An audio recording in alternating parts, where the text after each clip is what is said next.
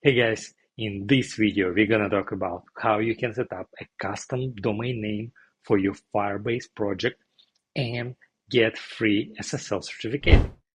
First thing first, let's open firebase.google.com. Once the page is fully loaded, select the project that you would like to use for setup custom domain name. Then at the left sidebar, select hosting. Then on the new page, scroll down and click add custom domain. Fill the name of your domain name and then click continue. You can have more than one custom domain name.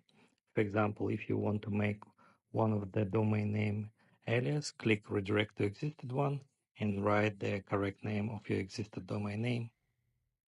Then you need to add these DNS records in DNS provider website and click verify. A free SSL certificate you will get after verification.